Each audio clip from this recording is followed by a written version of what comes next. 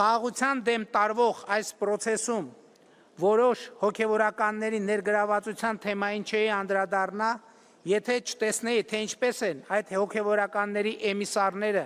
եւ նրանց հետ փոխկապակցված որոշ լոբիստական կազմակերպությունների ներկայացուցիչներ Եվրոպական խորհրդարանում եւ միջազգային հեղինակավոր այլ կառույցներում փորձում տարածել, թե Հայաստանի կառավարությունը սահմանափակում է խղճի ազատությունը, թե Հայաստանում բռնապետություն է հաստատվում, թե Հայաստանում կան քաղբանտարկյալներ։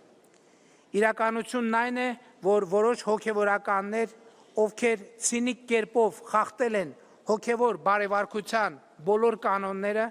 այդպիսով իրենց խոցելի դարձրել օտարերկրյա հատուկ ծառայությունների համար, իդեպ նրանցից ոմանց ԽՍՀՄ պետական անվտանգության կոմիտեի գործակալ լինելու փաստը ապացուցվում է փաստաթղթերով, ահա այդ հոգևորականները Հայաստանի Հանրապետությունում ստանձնել են պատերազմի կուսակցության առաջնորդությունը,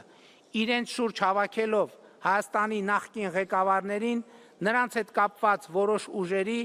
որոշ ռուսաստանաբնակ եւ բելառուսամետ օլիգարխների եւ փորձում են Հայաստանի անկախությունը զոհաբերել երրորդ երկրների շահերին։ Մենք նոր հակամարտություն, նոր պատերազմ թույլ չենք տալու։ Մենք թույլ չենք տալու, որ հազարավոր զոհերի գնով ձեռք բերված գիտակցությունը,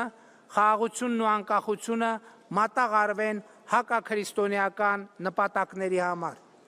Մեր Հայաստանի այս առաքելական Սուրբ եկեղեցու պատարագի տեքստում ավելի քան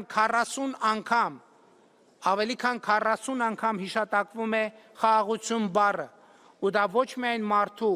ոչ միայն հոգու, այլև համաշխարհային խաղաղության մասին է, եւ որի մասին մեր պատարագի կանոնական տեքստում տասնյակ աղաչանքներ կան մեր Տեր եւ Փրկիչ Հիսուս Քրիստոսին,